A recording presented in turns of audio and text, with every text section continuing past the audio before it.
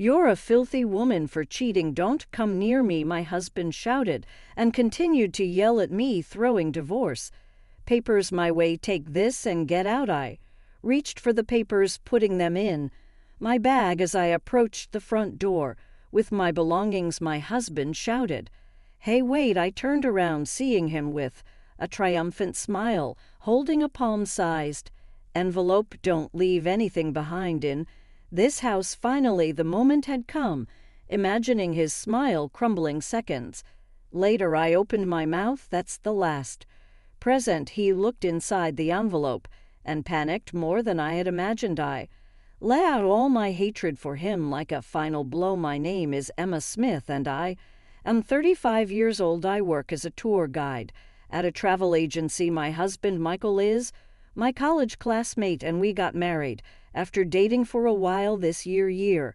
marks our 6th anniversary. In recent years, the world has undergone significant changes, and the travel industry has been hit hard. However, things have finally started to settle down, and more people are traveling again. In particular, over the past 6 months, reservations have increased dramatically, and my work has become quite busy. I have been working overtime every day. However, as I became busier, my husband's attitude gradually became colder. At first, I thought it was natural he became cold because I was too busy with work and had to put off spending time with him. I reflected on my behavior and invited him out to play after a long time, but he declined due to work. Even after that, I invited him out for dinner many times after work, but he always said he had to work overtime. Before I knew it, almost a year had passed since we spent time together. "Why are you coming home so late?" he would ask, even though it's late. "I've let you know. Besides, I'm making dinner too. I'm tired from work." I'd reply, "It's the wife's job to prepare warm meals that can be eaten right away.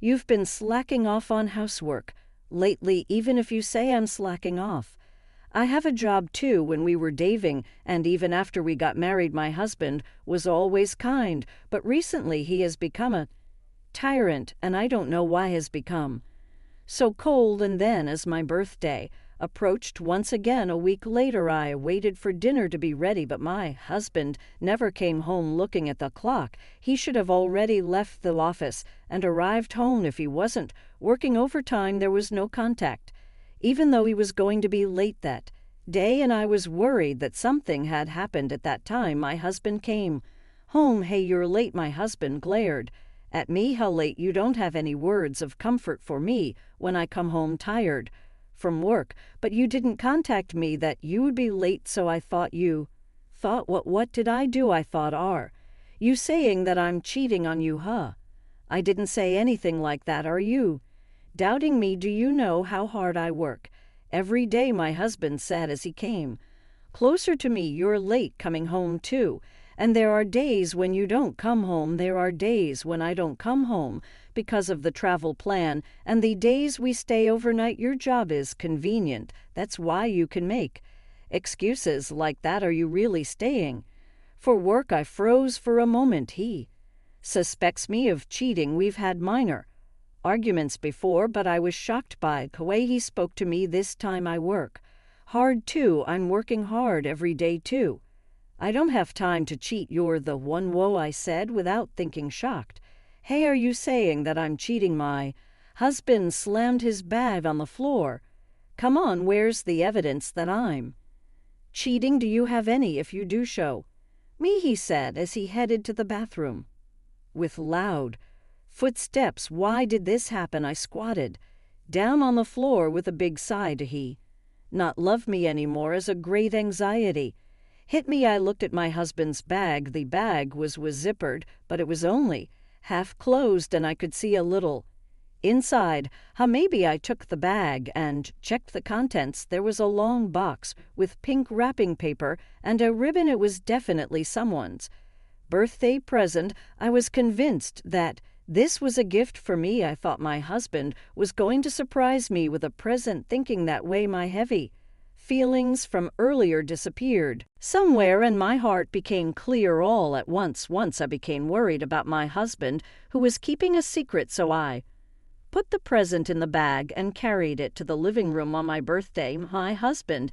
had prepared a present for me, so I thought he knew what day it was and didn't say anything. However, I had taken the day off in advance to spend time with my husband. "What time are you coming home today?" I asked my husband, who was getting ready for work. "Why are you asking that?" "Because today," as I stopped there and answered with a smile. "What are you laughing at? Do you think I know?" My husband answered bluntly and left the house. I had already decided on the menu for dinner, so after seeing my husband off, I went shopping and prepared. Of course, I imagined that he would give me a necklace from that box, so I waited for my husband to come home wearing a dress that would look good with a necklace at night. I waited for my husband, but there was no sign of him coming home at all. I couldn't stand it and called my husband's cell phone many times, but he didn't answer. "Is something wrong?" I couldn't stand it and walked around the house. Then my husband finally came home. I looked at the time and the date had changed. "I'm home." My husband took off his shoes without looking at me and went to the bathroom while yawning. "Do you know what time it is now?" "No, you don't know." "Do you know what yesterday was?" I ran up to my husband from behind and asked. I said, "I don't know." My husband finally turned around and saw that I was wearing a beautiful dress, and his eyes widened. "Did you know yesterday was my birthday?" I said in a small voice. "No." My husband also said in a small voice, "I can't believe you didn't know. We spent it together every year." I was so sad that my tears were about to fall because my husband forgot my birthday day, but I tried hard to hold back. "But you didn't tell me." "Of course I forgot. I thought you remembered. You even prepared a present." "What present? What are you talking about?" I accidentally said it, but I continued. "I saw a present that looked like a necklace with a ribbon in your bag." My husband was furious when he heard those words. "Did you look inside my bag without permission?" "No, I didn't look inside without permission. The zipper was opened by chance. That's why I looked inside." "You're such a person. You looked inside someone's luggage without permission." My husband pounded the wall in anger. "You really have no manners." He spat out those words and slammed the bathroom door shut. The next day at work, the women were gathered and talking. Jennifer Williams was showing something to everyone as I approached the group. Jennifer, my junior, 3 years younger than me, tall with sharp features and quite beautiful, was also a popular employee with a good personality. "Yesterday was my birthday, and I got this from someone I like. Isn't it beautiful?" Jennifer said as she showed the necklace to the junior employees with a happy expression. "It was the same birthday, but it was so different." I had a flashback of my conversation with my husband yesterday and felt down as I sat at my desk with dark feelings. "Good morning. Can you take a look at this? It's beautiful, isn't it?" Jennifer spoke to me. "Oh, yes, it's beautiful," I replied with a forced smile. After the incident on my birthday, my relationship with my husband continued to deteriorate. Even when we came home, we didn't talk to each other, and my husband's return home became even later. To be honest, I didn't know how to repair my relationship with my husband or what would happen in the future. However, in contrast to my personal life, my work was going well and reservations were flooding in as the company recovered from its previous losses. I worked hard to forget about my husband. Then one day, 3 months later, I was working overnight. The schedule was going smoothly and I finished work earlier than planned, so I came home early to clean the house for the first time in a while. Upon arriving home, I saw that the curtains on the second floor were open. It was still evening and my husband should have been at work. I thought he had forgotten to close them, so I opened the door only to find a pair of high heels I had never seen before in the entrance. Is someone here?" I closed the door and quickly moved away from the scene, feeling my heart pounding in my chest. After a while, the entrance opened and my husband and Jennifer came out of the house holding hands and smiling no way. I stood there in shock. It was shocking enough that my husband was cheating, but it was even more shocking that his partner was a junior colleague at work, and that smile on my husband's face, it was a smile I had never seen before. Why I could see Jennifer's necklace to the one she said she received from someone she likes. I still couldn't understand the reality in front of me and just watched the two of them walking together from afar. Then tears overflowed and I broke down crying on the spot. After 30 minutes passed and my tears dried up, I suddenly became calm. How could he let Jennifer into our home? My feelings of anger changed and I entered the house with great force. I headed to the kitchen first, but it was so clean that I couldn't believe anyone had been there just a moment ago. My husband, who was furious that I had looked into his bag without permission, had become very cautious of me since that day. He even took his cell phone into the bathroom. The bed was perfectly clean, and I knew that my husband was careful not to leave any evidence of his infidelity. It's even more suspicious if he goes this far, I muttered to myself as I removed the sheets with such force that they tore and began washing them. While the washing machine was running, I opened the bedroom window and took a deep breath, deciding to divorce my husband. Starting the next day, I began collecting evidence of my husband's infidelity to receive compensation. I thought I couldn't get anything from my cautious husband, so I waited for Jennifer to leave and tried to follow her and take pictures. However, I couldn't capture their figures on the day I followed them, so I went to a private detective agency and asked them to thoroughly gather evidence. The detective agency said they needed a month, so I endured it for a month. During that time, whenever I came home late at night, my husband would shower me with verbal abuse, saying things like, Why are you so late? Were you meeting some other man? You can't even cook a decent meal. You're useless." But in my heart I was thinking, I'll remember this, and I didn't rebel. Then the day finally came. I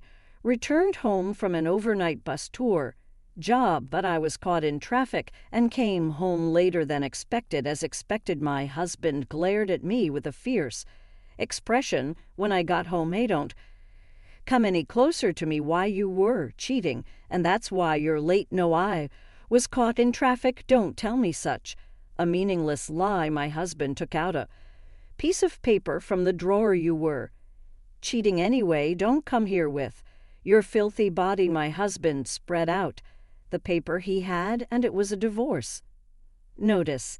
"Get out of this house right now. I'll make sure we get compensation." My husband said to me with a smirk, "I understand.